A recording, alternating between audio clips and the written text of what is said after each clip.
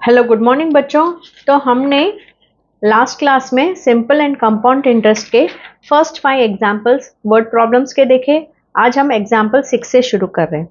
माला gave Rajiv 9,000 rupees. माला ने राजीव को 9,000 rupees दिया at the rate of 5% per annum and received rupees 90 as interest. So principal है, rate of interest है, rate per annum है और simple interest है। For how long was Mala's money kept with Rajiv. तो माला का पैसा राजीव के पास कितने समय के लिए था। That means they are asking us time. तो यहाँ हमारे पास जो इंफॉर्मेशन है वो हम लिख लेते हैं। प्रिंसिपल है 9,000 रुपीज, रेट ऑफ इंटरेस्ट है 5% पर एनम और सिंपल इंटरेस्ट भी दिया है जो उसने रिसीव किया 90 रुपीज। सो टाइम हमसे पूछा गया है। ठीक है, तो बच्चों सिंपल इंटरेस्ट दिया है तो हम सिंपल इंटरेस्ट का फॉर्मूला लगाएंगे PRT/100। अब सिंपल इंटरेस्ट की जगह हम लिखेंगे 90, प्रिंसिपल की जगह पे 9,000 और R की जगह पे 5 और टाइम हमसे पूछा गया है हाउ लॉन्ग, कितने समय तक पैसा था उसके पास, और 100 की जगह 100, 2 0 कैंसिल। ठीक है, सो 90। अब ये 90 इंटू 5 ही इधर बचा है, तो जब ये न्यूमरेटर से इस तरफ आएगा इक्वल टू के पहले तो डिनोमिनेटर में चला जाएगा। ये हमें क्या देगा, यहाँ सिर्फ बचा है टाइम। 90 1 जार 90 1 जार, सो टाइम क्या है 1/5। तो ये हमेशा ईयर्स में होता है, तो ये 1/5 ईयर्स है। तो बच्चों हम इसे 1/5 ईयर्स पे ही छोड़ सकते हैं और अगर आप चाहो तो इसे डेज में भी कन्वर्ट कर सकते हो। जैसे 1 ईयर है 365 डेज। ठीक है, और ये 1/5 ईयर, ये ईयर है तो ईयर के नीचे लिखने का 1/5 ईयर कितने दिन होते हैं। तो 1/5 और 365 कैसे बन रहे हैं, क्रॉस में, क्रॉस मतलब मल्टीप्लाई। सो 1/5 इंटू 365, सो 5 7 35, 5 3 15। सो क्वेश्चन मार्क किधर है, डेज के नीचे। सो 73 डेज के लिए माला का पैसा राजीव के पास था। ठीक है, एग्जाम्पल 7।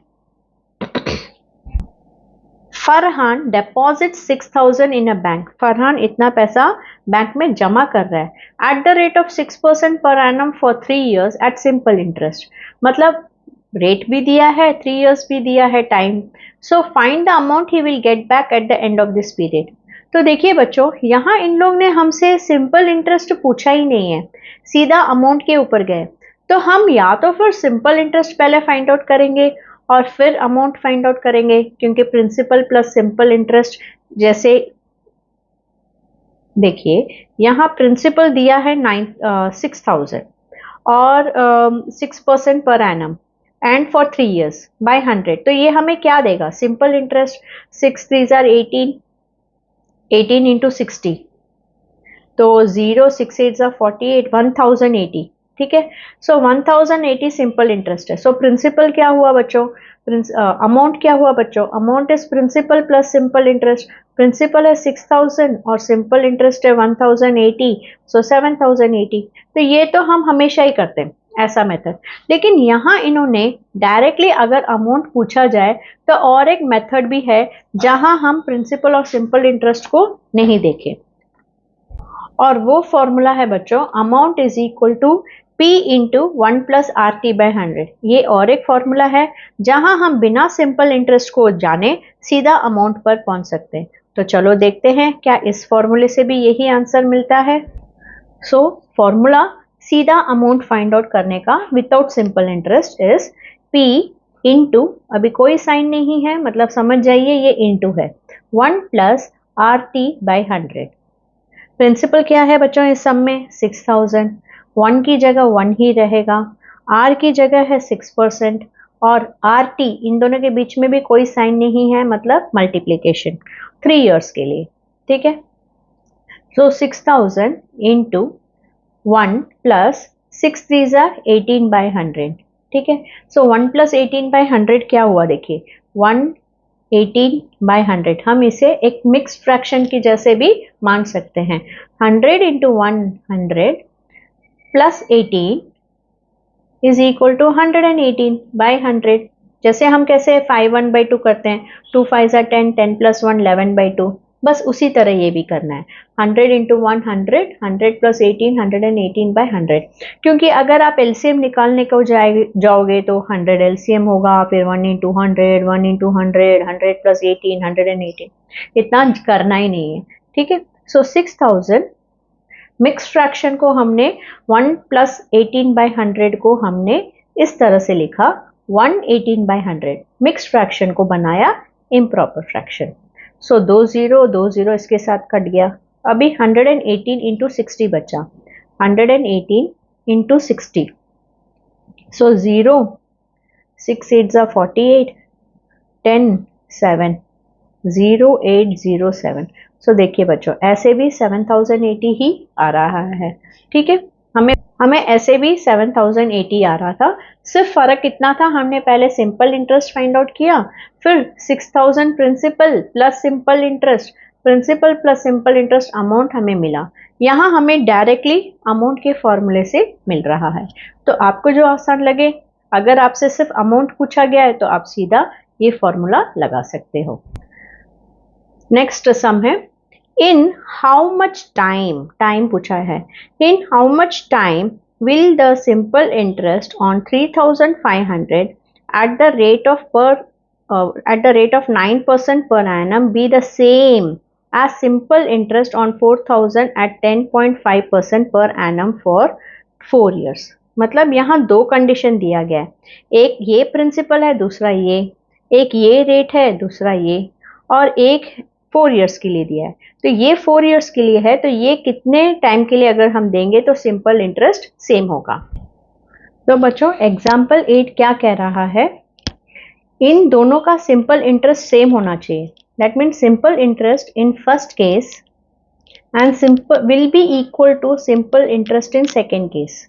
तो क्यों ना मैं इस PRT बाई 100 को, PRT ऑफ फर्स्ट केस, इस PRT बाई सेकेंड केस में इक्वल कर दूं, तो मुझे टाइम मिल जाएगा।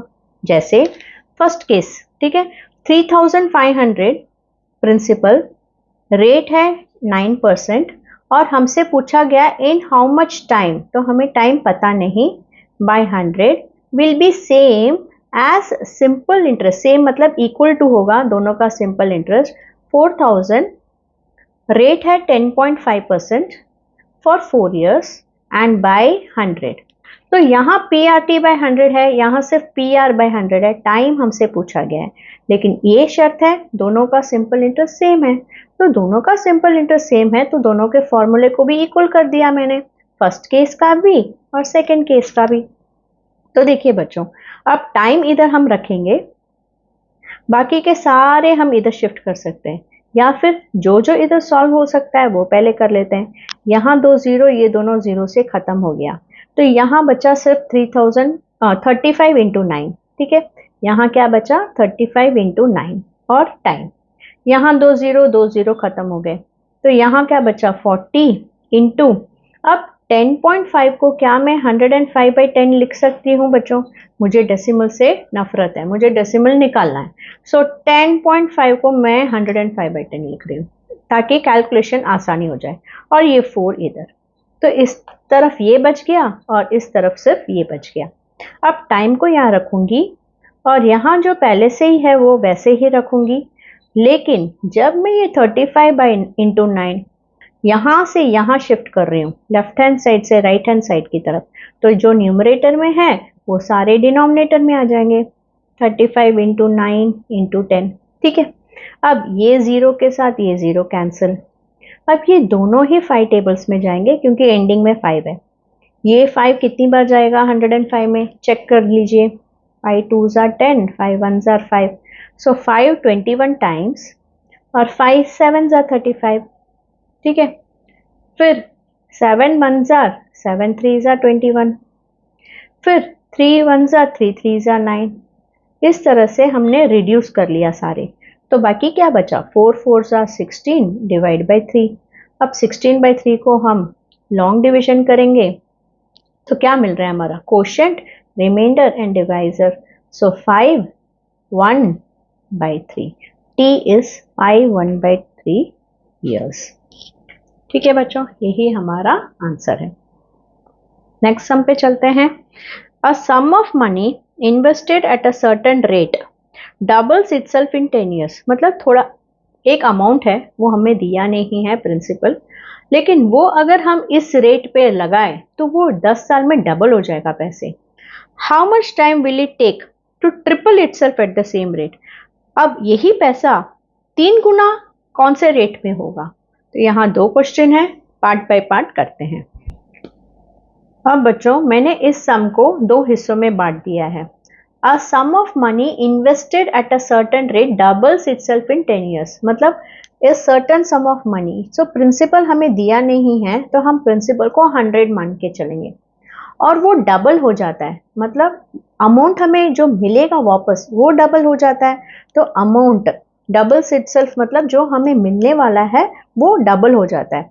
तो अगर प्रिंसिपल 100 है तो अमाउंट हमें जब मिलेगा वो डबल हो गया, तो 100 इंटू 2 है ना, 100 इंटू 2 200। तो ये हमें अमाउंट मिल रहा है कितने टाइम में? 10 ईयर्स में। तो पहले तो मैं इस इंफॉर्मेशन से रेट निकालूंगी, ठीक है। और हमें पता है जब भी हमारे पास अमाउंट और प्रिंसिपल होते हैं तो ये तीनों का एक रिलेशन होता है, amount is equal to P plus S I, है ना। तो यही फॉर्मूले से मैं पहले सिंपल इंटरेस्ट को फाइंड आउट करूंगी। अमाउंट है 200, प्रिंसिपल है 100, तो सिंपल इंटरेस्ट क्या हुआ बच्चों? 100 को यहाँ लेके जाइए माइनस, है ना, 100 प्लस 100 ही तो 200 होगा। तो कैसे मिल रहा है वो हमें? इस 100 को हम यहाँ लेके जा रहे हैं, तो यहाँ क्या बचा? सिंपल इंटरेस्ट, मतलब हमें ब्याज मिल रहा है, सिंपल इंटरेस्ट मिल रहा है 100 रुपीज 10 ईयर्स में। तो इस इंफॉर्मेशन से हम रेट निकालेंगे। S I is equal to P R T by 100। S I हमें मिल चुका है 100, पी भी हमारा है 100, रेट हमें फाइंड आउट करना है, टाइम है हमारा 10 ईयर्स बाई 100। तो बच्चों ये 100 से 100 कैंसिल, अब ये r इंटू 10 है, सो इंटू 10 जब इधर आएगा तो डिवाइड बाई 10 हो जाएगा, है ना। सो वो हमें देगा रेट, 0 0 कैंसिल, सो रेट है हमारा 10% पर एनम। मतलब आपने कोई अमाउंट 10% रेट पे 10 ईयर्स के लिए डाला तो आपका जो प्रिंसिपल है वो डबल हो जाता है, 1 2 लाख बन जाता है, 3 6 लाख बन जाएगा। ये हमें इस पार्ट से पता चला। अब ये कह रहे हैं how much time will it take to triple at the same rate, मतलब यही रेट, ये 10% के रेट पे कितना टाइम लगेगा अगर हमारा जो प्रिंसिपल है वो ट्रिपल हो जाए। ट्रिपल मतलब 3 गुना बढ़ जाए। तो अब हमारा प्रिंसिपल हमें डबल नहीं चाहिए, अभी हमें अगर ट्रिपल चाहिए तो कितना टाइम लगेगा। मतलब वही प्रिंसिपल, प्रिंसिपल को हम रखेंगे 100, लेकिन अब हमें डबल नहीं चाहिए, ट्रिपल। ट्रिपल मतलब 3 टाइम्स, मतलब अभी हमें अमाउंट 300 चाहिए और रेट यही रेट, सेम रेट, मतलब ये वाला रेट। तो टाइम कितना लगेगा, कितने टाइम में हमें ये मिलेगा? तो फिर से हमें अमाउंट और प्रिंसिपल दिया है तो हम सिंपल इंटरेस्ट के लिए क्या करते हैं? सब्ट्रैक्ट, है ना। प्रिंसिपल को यहाँ लेके जाते हैं तो सब्ट्रैक्ट, तो मैं सीधा सीधा यही सब्ट्रैक्ट कर देती हूँ। Simple interest is equal to amount minus principal, 300 minus 100 which is 200 rupees. ठीक है, तो मेरा सिंपल इंटरेस्ट 200 है तो मैं सिंपल इंटरेस्ट का ही फॉर्मूला लगाऊंगी। Simple interest is equal to P R T by 100, simple interest की जगह 200, प्रिंसिपल है मेरा 100, रेट है मेरा 10 और टाइम अभी पता करना है, हाउ मच टाइम बाय 100। तो 100 से 100 कट। अब ये 10 मल्टीप्लीकेशन है, इधर आ जाएगा तो क्या हो जाएगा? Division. Is equal to time, 0 से 0 गया तो 20, हमेशा टाइम किस में होता है? ईयर्स में। सो 20 ईयर्स मतलब 20 ईयर्स में हमारा अमाउंट ट्रिपल हो जाएगा। यही इन्होंने इधर किया है। अब ये सारे सम्स जो है बच्चों, ट्राई दिस, ये बहुत सिंपल है। पी आर टी सब दिया है, सिंपल इंटरेस्ट फाइंड आउट करने को कहा है, पी आर टी बाई 100। अब यहाँ अमाउंट और इंटरेस्ट दिया है, प्रिंसिपल फाइंड आउट करने को कहा है। अमाउंट और इंटरेस्ट दिया है तो हम सिंपल इंटरेस्ट को यहाँ लाएंगे तो माइनस, सो अमाउंट में से इंटरेस्ट माइनस करेंगे तो प्रिंसिपल मिल जाएगा। और टाइम, टाइम तो अभी हमने देखा कैसे फाइंड आउट करना होता है, एस आई पी आर सब दिया है, एस आई दिया है, पी दिया है, आर दिया है, तो टी फाइंड आउट करना आसान है। ठीक है, तो बस इतना ही बच्चों इस क्लास में। नेक्स्ट क्लास में हम एक्सरसाइज 11A जो है इसके वर्ड प्रॉब्लम्स पे फोकस करेंगे। तब तक प्रैक्टिस करते रहिए, क्योंकि प्रैक्टिस से ही सारे कॉन्सेप्ट्स क्लियर होते हैं। Thank you.